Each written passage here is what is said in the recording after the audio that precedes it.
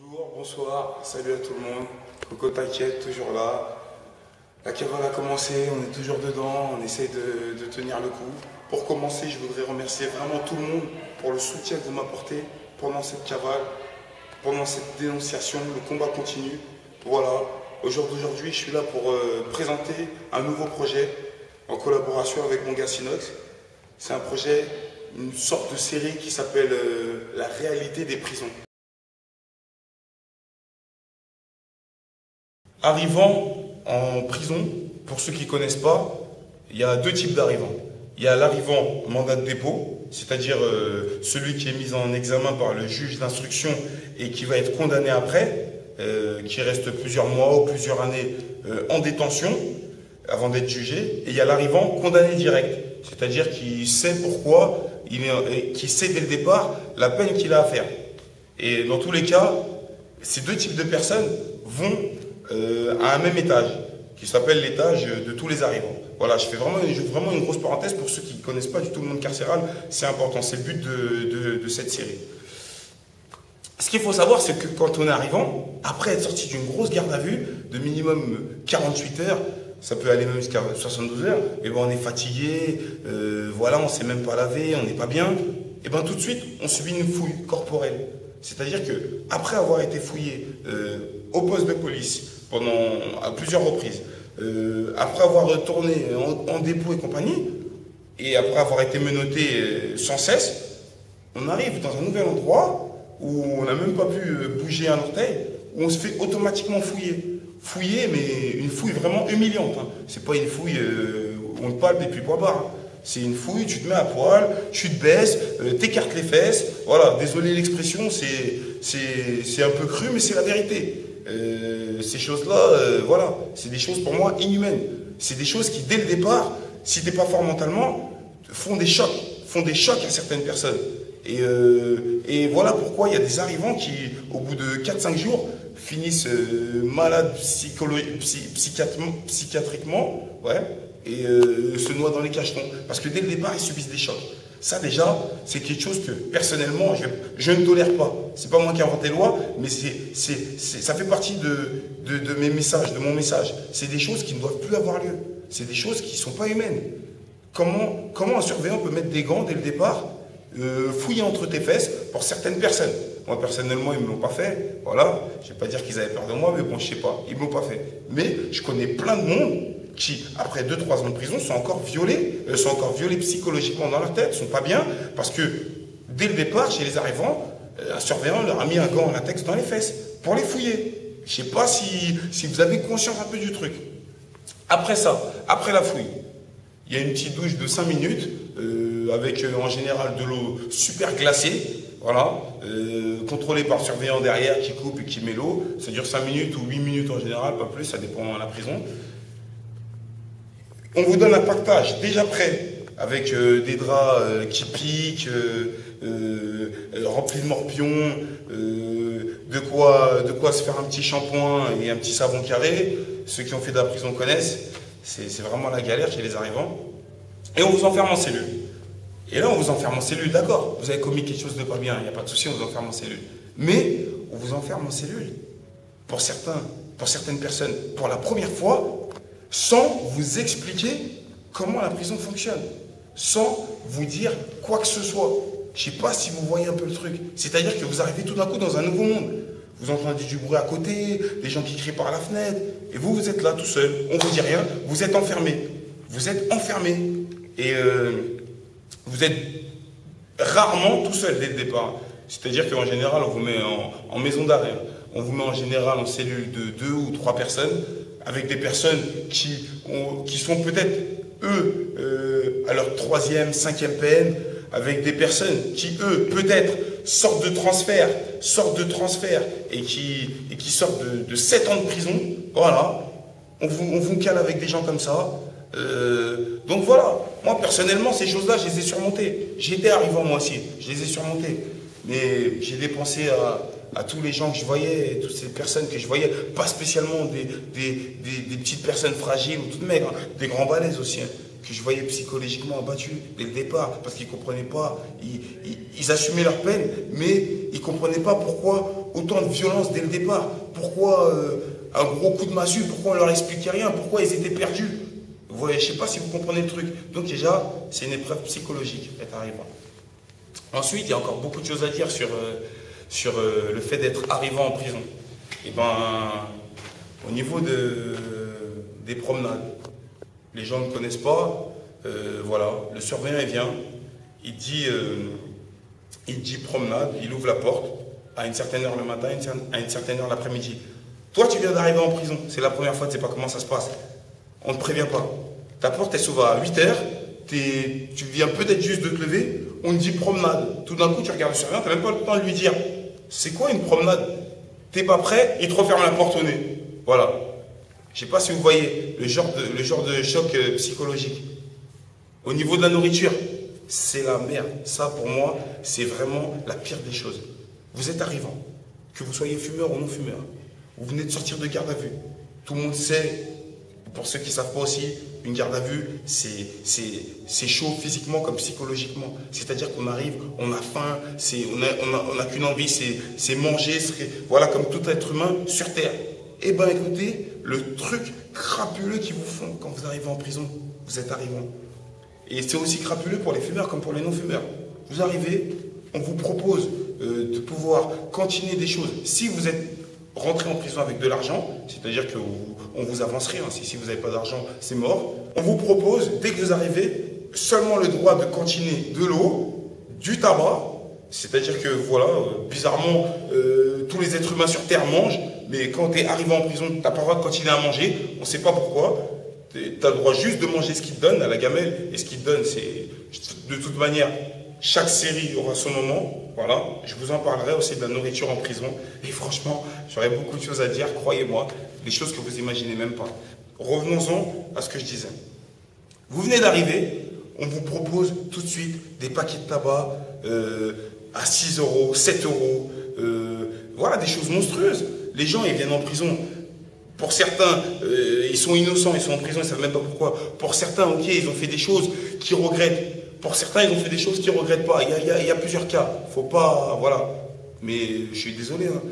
Jamais quelqu'un, avant d'aller faire quelque chose, ou quelqu'un avant d'aller en prison, il se dit, en sortant de chez lui, oh là, je vais aller en prison, je vais prendre de l'argent sur moi, je vais sûrement finir en prison au jour d'aujourd'hui.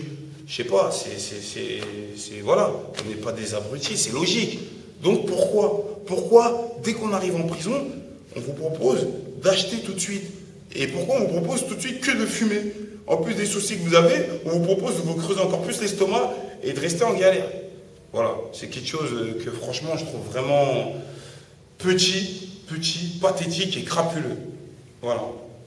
Ce qu'il faut savoir, c'est que quand on est arrivant aussi, eh ben, on connaît personne. On voit des gens qui, eux, comme je vous l'ai dit tout à l'heure, ont peut-être déjà connu la prison. 80% des gens qui sont en promenade arrivant ou en bâtiment arrivant, c'est des gens qui sont en général récidivistes, de toute façon avec toutes les lois et tout ce qui est mis en œuvre pour récidiver, c'est un peu normal.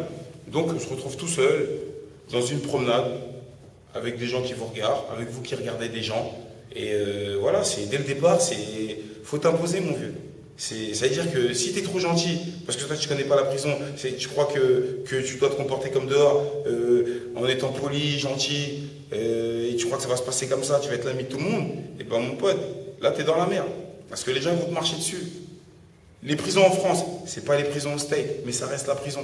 C'est-à-dire que dès le départ, tu déconnes, tu peux te faire racketter. Tu peux te faire racketter si les voix étaient trop faibles. Tu vas acheter à manger pour les gens si les voix étaient trop faibles. Ou dès le départ, comme ça m'est arrivé à plusieurs reprises, faut montrer que tu es présent. Faut montrer que toi aussi, tu n'es pas là pour te laisser faire, que toi aussi, tu as des soucis dehors. Donc, il faut serrer les poings. On a cassé des bouches, on s'est déjà fait casser la bouche, on est toujours resté là.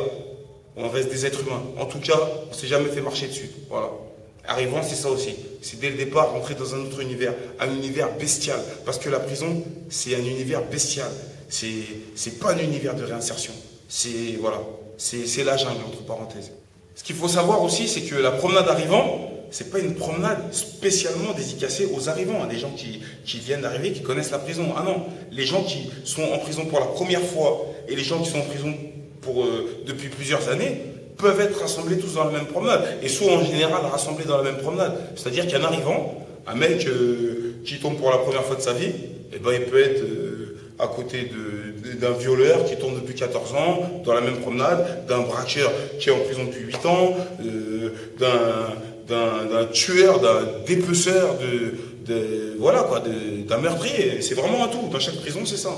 C'est un arrivant, il n'est pas tout seul avec des arrivants, il ne peut pas s'entraider, ils ne s'entraident pas entre eux. C'est dès le départ, on te met dans un monde qui ne te ressemble pas. Et donc, dès le début, tu vois bien que pour te réinsérer, c'est compliqué. Tu vois que, voilà, tu commences à te dire, mais tout ce qu'il disait sur les prisons, tout ce qu'il disait sur la réinsertion, et ben, tout ça, en fait, c'était faux. Parce que là, je suis avec des mecs qui me parlent que de personnes qui vont fumer dehors de contrat. Je suis avec des mecs à côté qui sont super bizarres, qui ont violé des 5-6 personnes. Je suis avec des gens voilà, il n'y a personne qui me ressemble. Arrivant aussi, c'est en cellule, pendant au moins une semaine et demie, tu ne vois pas de médecin tout de suite. Les seules personnes que tu vois, c'est les surveillants. Ces surveillants qui ne t'expliquent rien, qui te donnent des livres, c'est-à-dire que tu saches lire, que tu ne saches pas lire, que tu sois roumain, croate ou anglais, ils te donnent un livre en français, un petit livre en français où tu dois te démerder. Et franchement, tu dois te démerder dans le règlement de la prison, quoi, sur savoir comment te comporter, à quelle heure le repas passe, à quelle heure tu dois sortir en promenade. Franchement, j'ai encore de la peine pour ces gens qui sont enfermés, qui viennent pas de France et qui comprennent pas le français. C'était vraiment dur pour eux, quoi, vraiment perdus, des regards vides. Tu vois des gens, des personnes qui viennent du Venezuela, qui sont en prison en France, qui sont complètement perdus, personne ne leur dit rien. C'est vraiment, voilà, quoi, c'est la merde, c'est chaud. Et dès le départ, tu vois que des surveillants, voilà. T'es arrivant, tu vois que des surveillants, et tout de suite, ils essayent de te mettre la pression.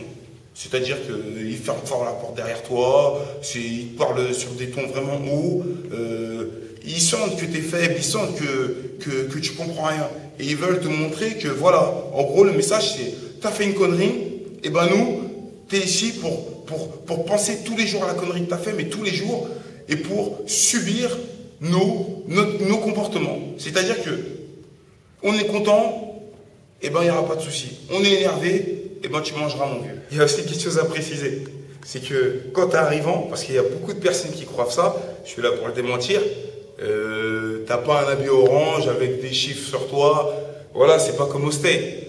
Non, t'es arrivant, il n'y a pas de tout ça. Par contre, ils te donnent des couvertures sales dès le départ, voilà, des draps qui puent, on ne sait même pas ils sortent d'où, je ne sais même pas s'ils les lavent.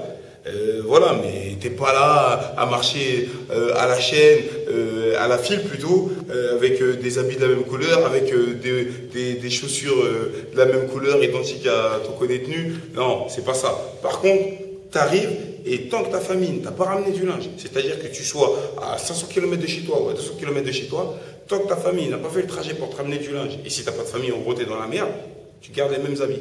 Tu gardes les mêmes habits. Tu ne peux pas les laver à part à la main. Si tu les laves, tu es arrivant, tu laves tes habits à la main avec leur petit savon qu'ils donnent, c'est même pas du savon de Marseille en plus, bonne enfoirée. Et ben tu restes en cellule, tu ne peux pas sortir de la journée, le temps que tes habits sèchent. Voilà quoi, c'est un peu au niveau de l'hygiène, c'est un peu chaud quand même. Tu as le droit de te laver, mais tu n'as pas le droit de changer d'habit. Je sais pas ce que vous en pensez, mais moi je trouve que ça le fait pas. Voilà, il manque un truc. Et voilà, c'était bien que vous le sachiez. Parce qu'il y en a encore qui croient que arrivant, c'est prison break, c'est du style tous habillés de la même couleur et tout. Ça, franchement, non, ça, faut l'oublier. Voilà, ça, c'était un point essentiel à préciser. Une fois la semaine passée, des arrivants, il faut aussi que vous sachiez que on n'a pas le droit d'aller, par exemple, il y a des arrivants qui arrivent en prison pour la première fois, qui savent qu'il y a, par exemple, leurs cousins qui sont dans d'autres bâtiments ou des amis à eux du quartier. Et ben voilà, ça passe quand même un petit peu mieux quand on sait qu'on est tout seul dans un nouveau monde et qu'on peut se retrouver avec quelqu'un, un ami d'enfance, même si la prison c'est pas l'exemple à suivre, mais voilà, des fois ça arrive, ou une connaissance. Et ben non, une fois, la semaine d'arrivant passée, vous avez beau dire au chef, au gradé de bâtiment, que vous connaissez telle personne, avec cette personne ça peut bien se passer, et ben en général, quand vous leur proposez des choses comme ça, c'est-à-dire d'aller en cellule avec des personnes que vous connaissez, qui pourront, eux, vous orienter pour que les choses se passent mieux, ben en général, ils font le contraire de ce que vous demandez. C'est-à-dire que non, ils vous mettent à l'opposé de cette personne-là. Voilà, tout est fait vraiment dès le départ pour que vous commenciez, pas en allant tout droit, mais en allant direct à gauche. Ils veulent à tout prix que ça se passe mal. Et ça, c'est pas bien. Ça, c'est pas bien et on comprend pas pourquoi, en fait. Bah voilà, c'était le premier épisode de cette série imaginée par mon gars Sinox et Coco T'inquiète.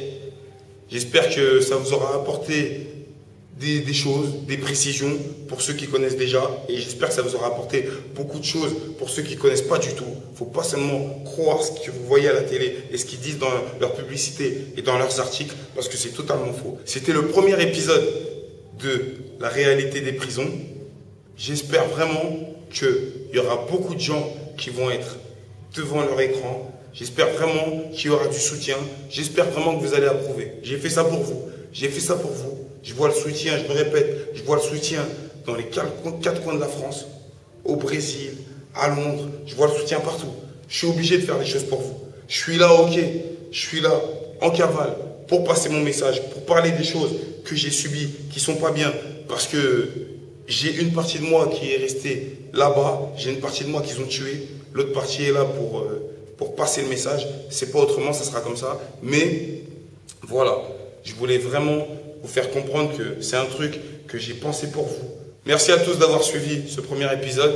Rendez-vous à tous vendredi prochain pour le deuxième épisode de la réalité des prisons. Inch'Allah, si je ne me fais pas péter avant. Allez, bonne journée, bonne soirée à tous.